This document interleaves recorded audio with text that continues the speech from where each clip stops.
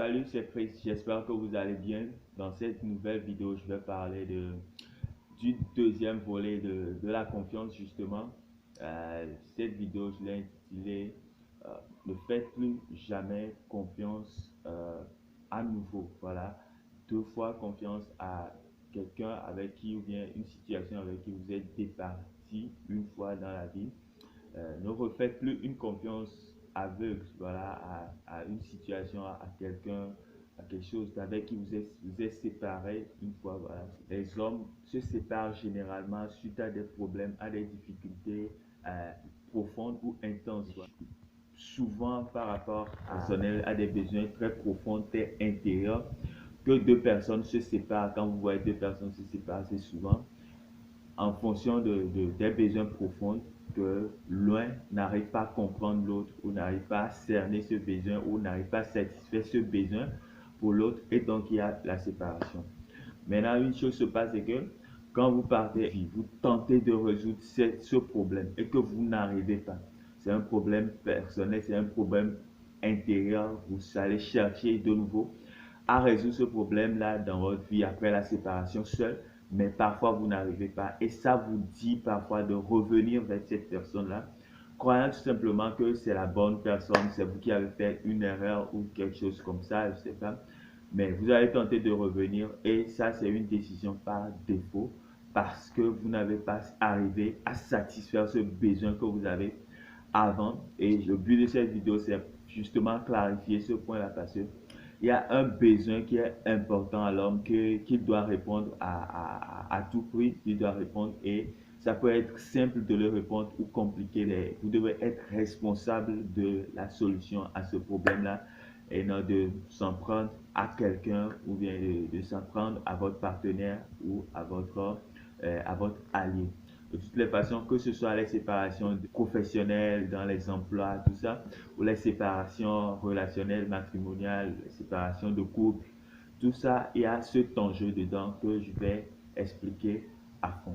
Voilà, première des choses que je vais vous conseiller dans cette vidéo, lorsque vous vous séparez d'une personne, faites ce travail-là d'identifier pourquoi vous vous êtes séparés. En général, les gens ont tendance à donner un autre nom à la séparation parce qu'ils ne m'aiment plus ou bien parce qu'ils ne me traitent pas bien ou bien parce qu'il y a un nom souvent qui est général au problème mais qui n'est pas vraiment le problème, le problème lui-même, il est caché quelque part à l'intérieur plus profond de nous.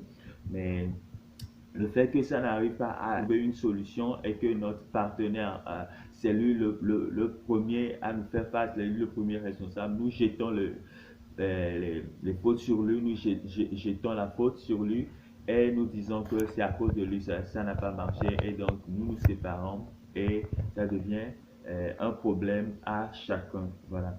Je vais prendre un exemple pour illustrer un peu une relation de couple. Prenons Jean-Jacques et Marie-France, voilà, qui sont en couple depuis un certain temps. Et Jean-Jacques, il aime son travail et il est toujours à fond sur son ordinateur et il travaille 24 heures sur 24, ou bien il travaille plus que d'habitude, voilà. Alors que Marie, c'est quelqu'un qui aime sortir, faire la fête, qui aime aller faire du shopping, qui aime aller faire telle chose, l'amusement, voilà, s'amuser, s'égayer, tout ça, là, c'est quelque chose qui est extrêmement important pour elle et c'est vital, presque vital pour elle. Mais alors, son partenaire, en fait, aime le travail, il s'accentue, c'est dans le travail que lui, il retrouve son énergie, il retrouve la vie, il retrouve sa vitalité. Alors que pour l'autre personne, c'est dans les amusements, alors que ces deux choses sont dissociablement liées. Ces deux choses sont tellement contraires, ils ne peuvent pas vivre ensemble. Alors, entre-temps, quand Marie-Laure viendra dire à son partenaire, allons s'amuser, allons faire ce truc là, lui, il est toujours souvent à son travail, à son poste. Lui s'amuse déjà en travaillant, ce que Marie ne comprend pas. Alors, je deviens lente tellement que Marie a commencé par dire que Jean ne m'aime plus, donc il faut que nous nous séparons. Elle a commencé par dire franchement à Jean, tu ne m'aimes pas, si je te demande de faire ça, toi tu t'en fous, c'est ton bonheur personnel et beaucoup tant d'autres, jusqu'à ce que finalement, elles se sont séparées. Alors, le nom que Marie a donné à cette chose finalement, c'est que Jean ne l'aime plus. Alors que Jean aime encore Marie, mais sauf que Jean aime travailler, Jean trouve et son énergie intérieure, son besoin personnel est satisfait dans le travail, alors que le besoin intérieur de Marie est satisfait dans l'amusement, dans la gaieté et tout ça. Deux personnes là sont seulement faites pour ne pas être ensemble. Il n'y a rien à forcer. Voilà, mais comme l'amour, voilà, ça ne demande à personne avant de venir.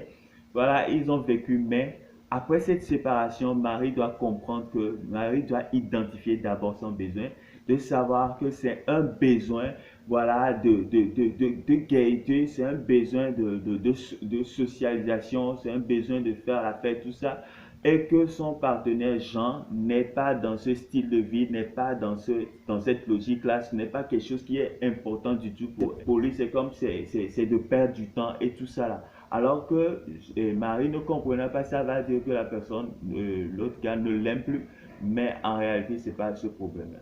Maintenant, une fois que Marie va identifier son besoin, ce serait vraiment inutile de revenir vers Jean pour qu'ils soient ensemble. Voilà, parce que les gens tentent finalement de revenir alors que vous n'êtes pas fait pour être ensemble. Vous avez deux besoins intérieurs, deux besoins profonds qui vous a dissocié et ces besoins-là, vous devez les savoir pour savoir que vous ne pouvez plus être ensemble. Ce n'est pas quelque chose à forcer ou bien c'est pas quelque chose d'impossible. Vous ne pouvez pas être ensemble. Maintenant, si Marie tente de revenir, d'abord, Marie doit satisfaire, trouver un autre moyen pour satisfaire ce besoin avant de revenir vers Jean. Sinon, c'est juste réorganiser le désordre à nouveau. Voilà. Vous allez retenter d'une autre manière, ça ne va pas marcher. C'est pour ça que beaucoup de couples, beaucoup de séparations professionnelles, les gens tentent de se réaménager sans avoir identifié le problème et résoudre le problème. Et quand ils reviennent, il y a encore la séparation. Quand vous vous séparez, la seule chose que je vous demande d'abord, c'est d'identifier pourquoi. Et l'identification, ne donnez pas, c'est une réflexion profonde d'observer votre comportement. Voyez, regardez un peu comment vous vous comportez après la séparation. Il faut savoir que ce à quoi vous allez vous tourner premièrement après la séparation, c'est ce qui vous manquait dans l'autre relation. Si c'est la gloire pour certaines professions, si c'est la gloire, si c'est d'être célèbre ou quoi, alors que votre patron est en train de vous fermer dans un cercle où vous ne vous manifestez pas librement, vous allez voir qu'une fois que vous allez quitter ce patron, vous allez lancer dans une profession où vous dégagez toute votre énergie, vous travaillez 24 heures sur 24, vous dépassez, vous avancez pour vraiment atteindre à ce niveau, ce sommet-là qui vous importe vraiment. Parce que si vous êtes chez ce patron dont toutes ces choses-là, la gloire, la célébrité ne veut rien dire, peu importe comment vous allez faire dans la vie, vous ne pouvez pas travailler, fonctionner avec ce patron-là.